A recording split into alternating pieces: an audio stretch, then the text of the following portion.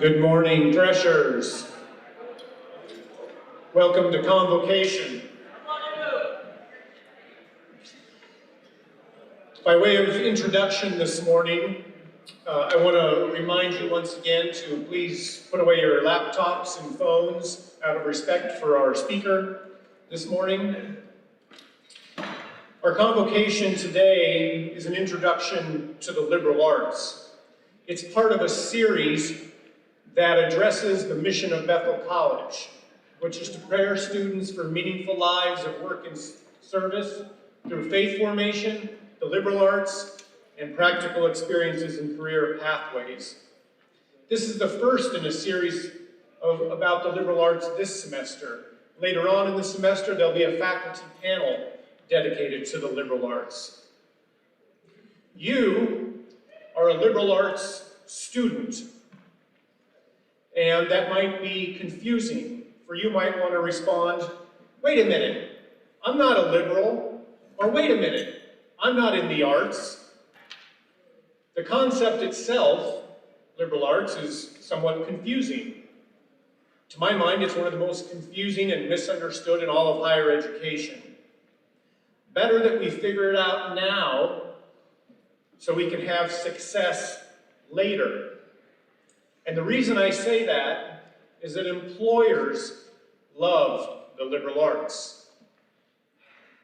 As an example, just a couple of months ago, I was talking to a recent Bethel graduate in Ohio. He works up in Cerner in Kansas City. You might recognize Cerner if you're from the Kansas City area, or not. They're a big company, and they do medical technology. And this graduate had, over the course of about 3 years since he started there, risen up in the ranks and had achieved a position of leadership. And I asked him, how did that happen so quickly? And his response, without hesitation, was this: they loved that I had a degree from a liberal arts institution. This will happen to you as well. But you have to understand and appreciate the liberal arts. A lot of times it goes hidden and unrecognized. For my part, I've always been taught that the liberal arts was several things. One, it was freedom. Freedom to think, freedom to act, freedom to speak. Second, it was happiness. Happiness for the joy in reading, in listening to music, in the arts, in the sciences. And then finally, one of my mentors told me to think of the liberal arts and the skills you learn in the liberal arts as a defense against indoctrination, which I think is a very powerful idea. So here today, to help us understand the liberal arts, demystify it, talk about his personal experiences in it, is our Vice President for Academic Affairs, Bob Milliman. Bob has degrees in Bible, history, and political science. Those are just his undergraduate degrees. His master's is in divinity, and he has a PhD in theological studies. He spent his whole academic life thinking about the liberal arts, living in the liberal arts, and of course designing curriculum for the liberal arts. In short, he's well qualified to give us an introduction to the liberal arts. So please help me welcome our Vice President for Academic Affairs, Bob Milliman.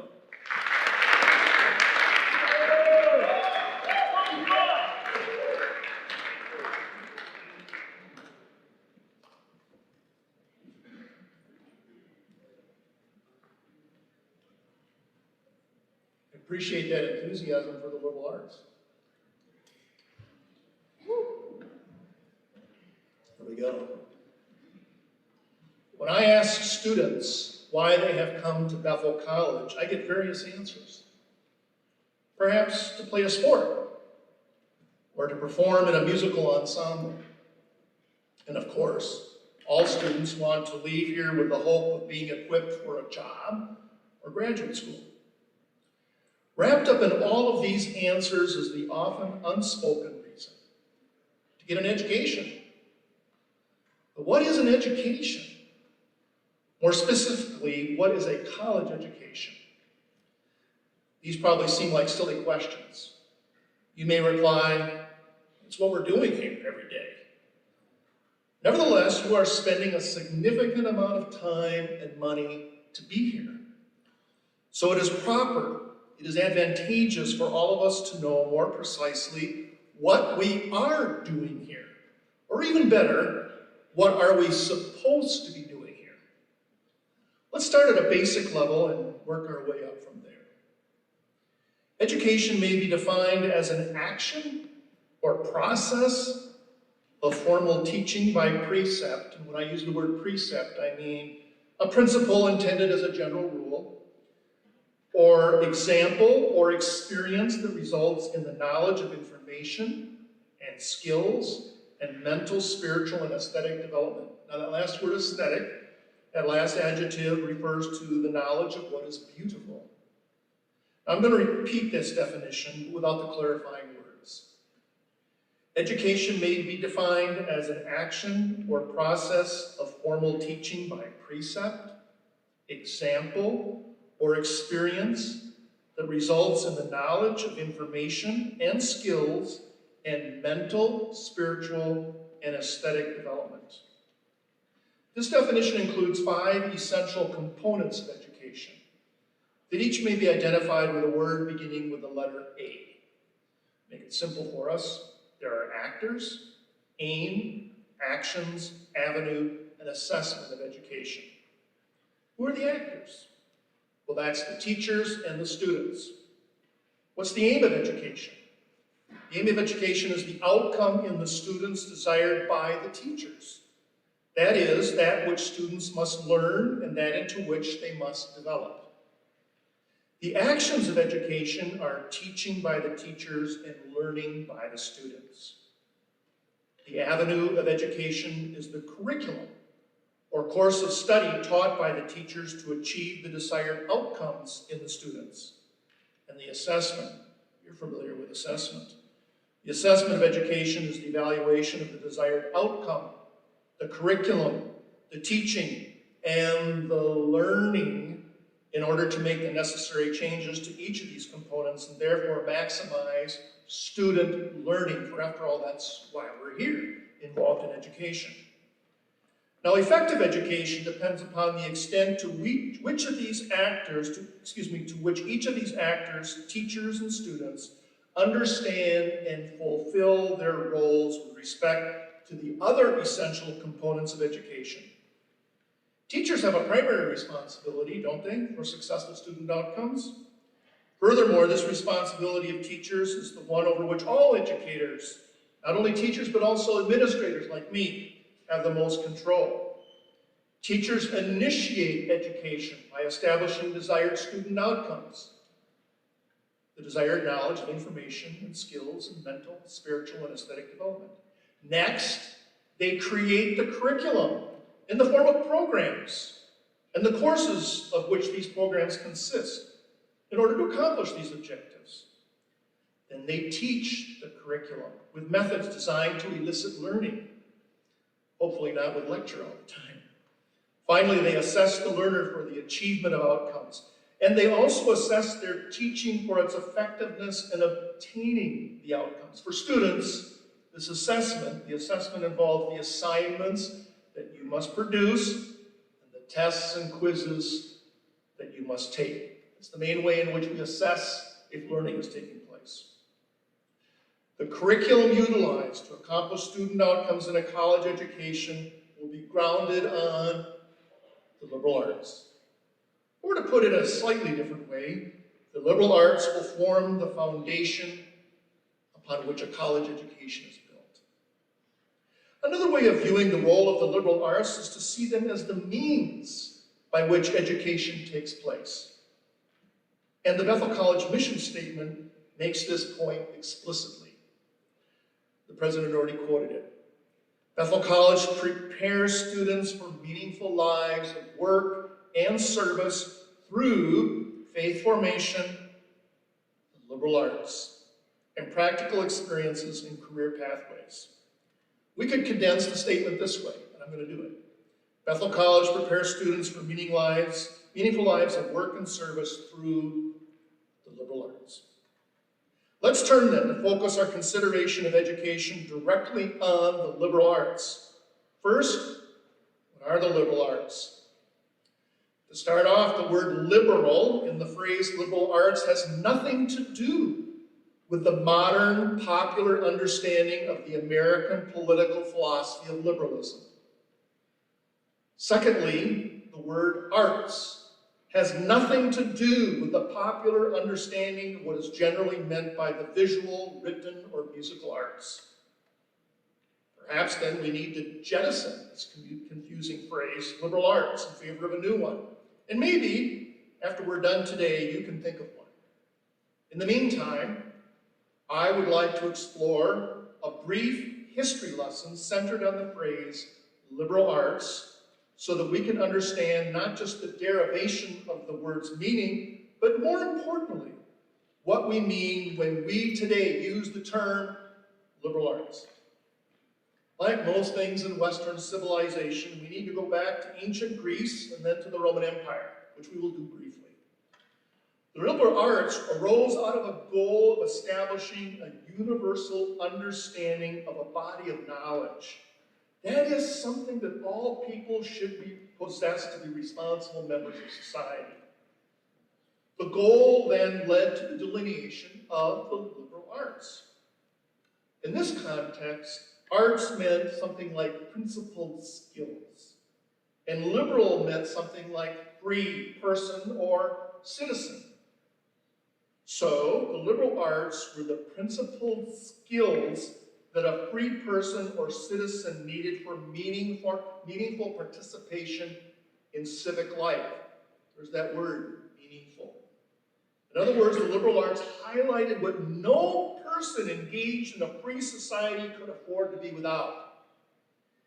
In ancient Greece and Rome, these principled skills included such things as the ability to debate for and against a proposition, and to serve on juries.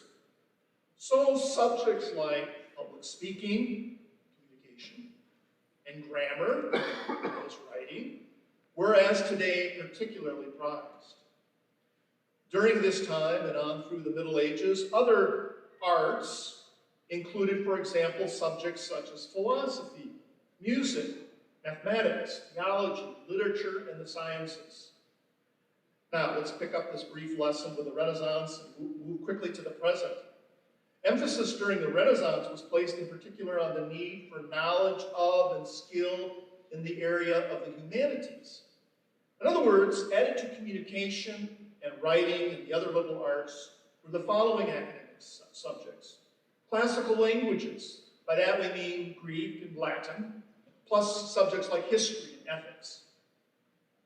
Movements beginning in the late 19th century Europe began to make the case for reshaping education around the natural sciences.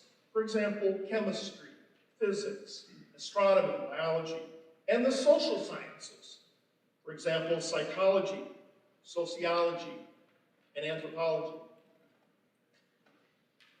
What resulted was the following European model for the liberal arts that became the norm for 20th century and 21st century higher education in America.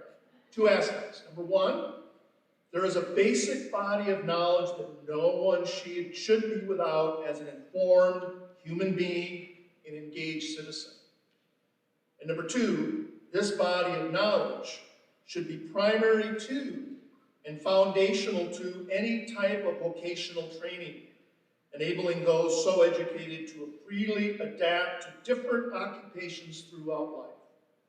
In other words, learning how to make a living became an important mission of a college education, but not the only mission.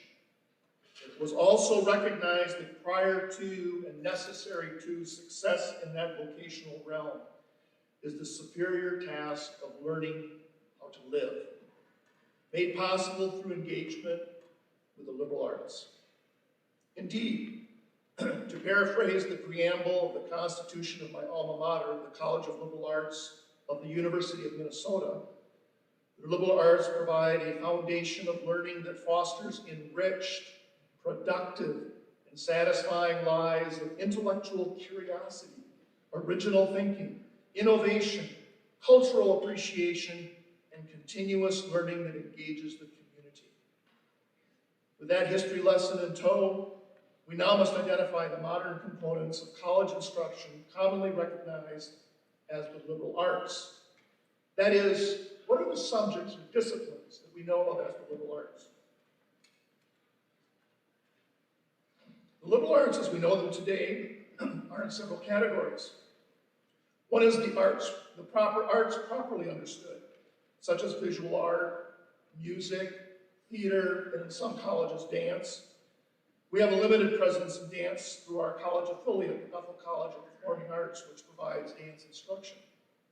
Then, next to the arts proper are the humanities, oral communication, writing, literature, language, modern and classical. Again, the classical languages are Greek and Latin. For the latter, Greek, we offer Greek, particularly the Greek dialect found in the original writings of the New Testament of the Bible. That's what I teach when there's an occasion to do so. Philosophy is another one of the humanities. And then theology and or ethics. Now the following three subjects, you want me to see we are threshers about now, don't you? If you've seen the video, that's me. The following three items are classified by some people, depending upon the emphasis taken in each discipline, as social sciences, namely religion, history, and political science, which leads me to the other social sciences, cross-cultural studies of various kinds, sociology, geography. Some maintain that the following social sciences belong with the natural sciences and or mathematics, such as psychology, economics, statistics. Finally, we rightly add the natural sciences to our list, where they fit the aim of producing a citizenry prepared for life and participation with others, mainly chemistry, biology, math, physics, astronomy, and the earth sciences, such as geology. Taken as a whole, then, the liberal arts may be seen as comprised of those disciplines that seek to describe and interpret the cosmos and human existence. And that seek to help us think creatively, critically, and analytically about the issues that have the greatest significance for life. For example, the liberal arts equip one to make judgments about ideas and values, answering such questions as these philosophical ones. The liberal arts help us to answer the question of what is the meaning of life?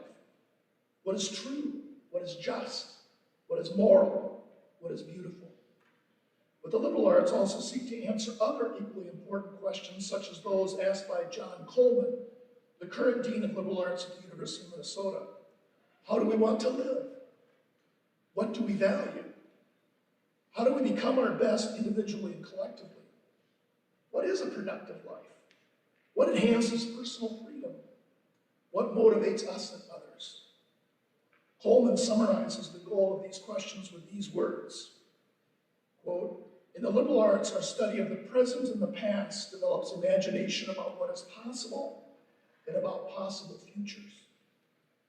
The desired outcome of the liberal arts, then, is the development of fully integrated individuals who can think critically and soundly about ideas, values, and aesthetics.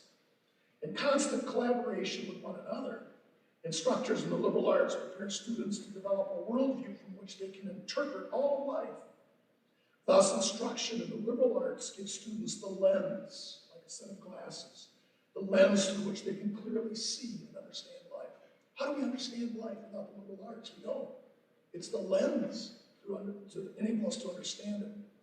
In other words, liberal arts instruction seeks to cultivate people that are truly human.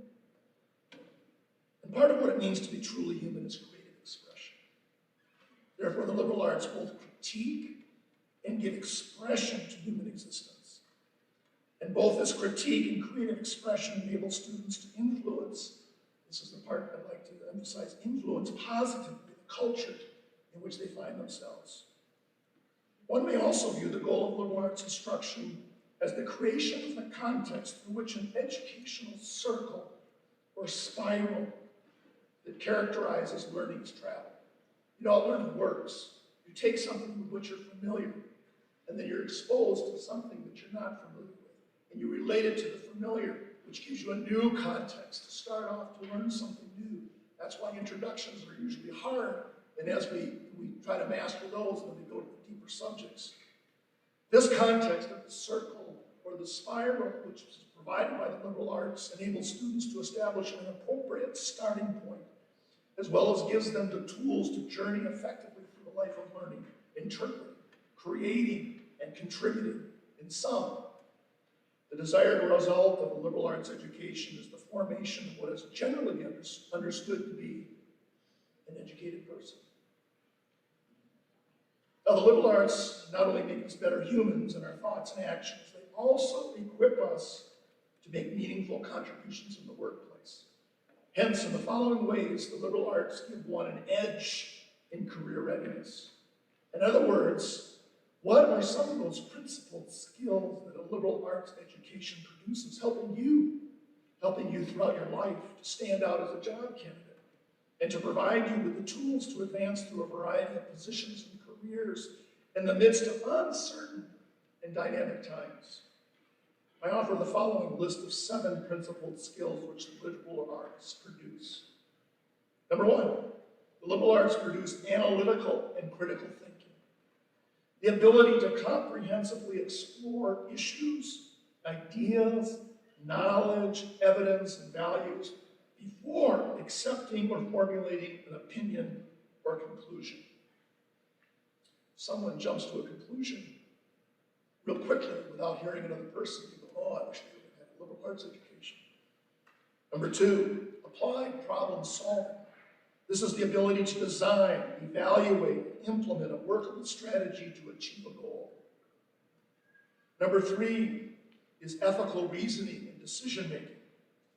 That is the ability to recognize ethical issues arising in a variety of settings or social contexts, to reflect on the ethical concerns that pertain to the issues, and to choose a course of action based on these reflections. In particular, you should be grateful that you're in a faith-based college that provides you with some ethics and some integration with faith and life so that you would bolster up that ability to reflect on ethical issues. Number 4, innovation and creativity. This is the ability to generate new, varied, and unique ideas and make connections between previously unrelated ideas. Number 5 is active citizenship and community engagement. This is what the liberal arts helps us to do. It gives us the ability to develop a consciousness about one's potential contributions and roles in the many communities one inhabits, and then take appropriate actions. 6 is teamwork and leadership. The liberal arts give us the ability to build and maintain collaborative relationships based on the needs, abilities, and goals of each member of the group. And 7, finally, the liberal arts, among other things, provides us with oral and written communication, the ability to intentionally engage with an audience to inform, persuade, or entertain. All of you will be exposed to the liberal arts, largely through your general education courses. But whether you follow a path toward graduate school or are enrolled in a professional program with the hopes of a job upon graduation, your conversation with the liberal arts will continue throughout and in all facets of your college career, even those professional-oriented courses. This truth comes from the fact that a successful liberal arts education, this is the hallmark of a Bethel education, does not simply relegate the liberal arts to the components of a general education requirement. Rather, the liberal arts must form the foundation of a college education on which the entire curriculum is based. From another perspective, they must form the core of the entire institution's curriculum, the entire course of study. Therefore, this core curriculum in the liberal arts must cohere with itself and the entire curriculum, and consequently the educational objectives an assessment of both the core and the specialized curricula closely resemble each other. This approach gives us the best hope of leveraging strategic opportunity to equip you, students, and to formulate judgments and make positive contributions to the key forces of cultural influence in our time. So in light of the observations that I've made, here is some encouragement on how to approach the liberal arts at Bethel College. First of all, since the path to developing the ability to think critically and to communicate effectively and to take advantage of all those career readiness advantages, since that includes much reading, writing, and speaking, don't take shortcuts. Eagerly engage these parts of your courses. The reading all of it, underlining, reviewing, participating in class. And then writing, dedicating yourself to writing and writing right with 1 draft, 2 drafts, 3 drafts. I still go through many drafts when I write. Writing is not easy, but good writing is not only essential, it is that which will help us to communicate and be understood. And then also speaking. Your courses include much reading, writing, and speaking. So take advantage of that. You've only got this 4-year period upon which you can build the rest of your life, so build right. Number 2, value your arts and humanities courses. Courses such as literature, history, music, art, religion. Much of these courses influence you through the story that impacts your story and brings about informational change in your life and your point of view. These courses will help you to understand what it means to be a human being. Not just an animal, but a human being. And to interpret life through a humanist lens, that set of classes, becoming the expression of all that you are intended to be. And number 3, prize your mathematics and science courses, both the natural and social sciences. They will give you the keys to unlock the mysteries of the universe, human society, and your own psyche. These courses will not only help you to cultivate an inquisitive mind, but they will give you a platform upon which to build a responsible life. As I wrap up this portion of the convocation, allow me to affirm what I have to this point heavily implied. A liberal arts education is not only a societal or a personal luxury, it is an absolute necessity. A liberal arts education is necessary if we are to witness the fruition of a compelling goal, a transformed and ever-transforming humans shaping ideas that will create a more just and beautiful world. That's what we all want. Rampant materialism, educational shortcuts, and workarounds to the liberal arts education run the risk of exacerbating the current frightful movement toward a society of consuming machines choosing power and violence to solve problems. Alternatively, an educational system steeped in the liberal arts, integrated in the liberal arts, and producing integrated individuals will give us a society of, figuratively speaking, teachers, storytellers, poets, and prophets who offer the world a relevant proclamation of what is good, as well as redeeming, just, loving, peaceful, and hopeful engagement with the world which that proclamation necessarily entails. So now, I invite you to have a conversation with me about the liberal arts. What are your comments? What are your questions about what you just heard? First. Maybe you have an idea of what we should call it. Now's the time for questions. There's one microphone in the center.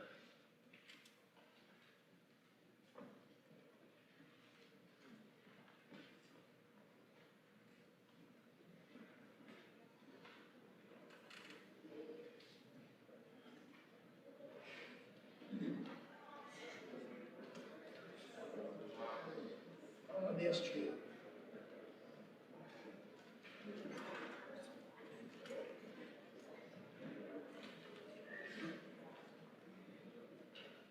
Thank you, Bob, for speaking. This is kind of a minor thing, but you're talking about introductory courses that have established a certain level of knowledge for going on to other courses. I was wondering, this is just my history brain talking, but the impact of the Immanuel Kant's theory of like the thesis, antithesis, and synthesis when coming to like a liberal arts perspective in building a set knowledge. I don't know if everybody's familiar with Kant or Hegel there, but anyway, to some extent that is true. You're confronted with, you combine the two and move on to something new. That would be another way of looking at my circle or my spiral. You start out with this basic understanding, you're exposed to the new, provides a new context, and it could be in the form of thesis, antithesis, and new thesis, so synthesis. Yeah. Thank you.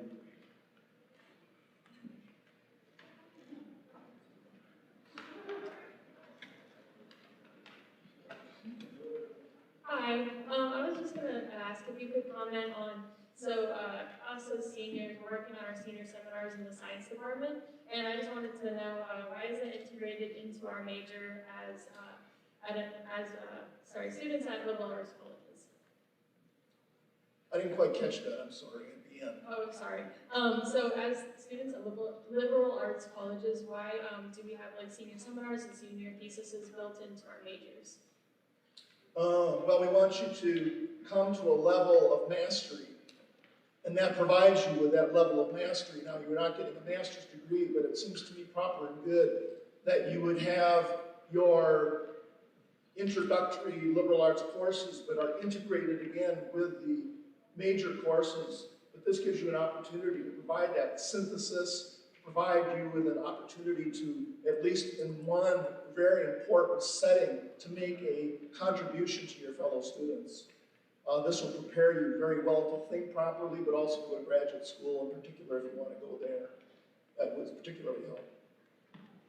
Awesome, thank you so much. In fact, it's really a privilege because a lot of schools have honors programs, and what we have done, you might say, well, I could do without an honors program, but then we've integrated that feature of an honors program into our curriculum.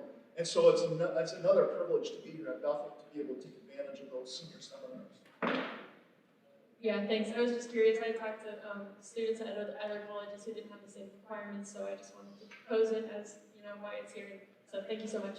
Well, another thing, again, you can sit down if you want to, but another thing is there's we want to be able with the senior seminar to remove the idea that the different parts of a major are disparate, disconnected. That can sometimes be the case, isn't it? You might feel like you're a dog jumping through hoops.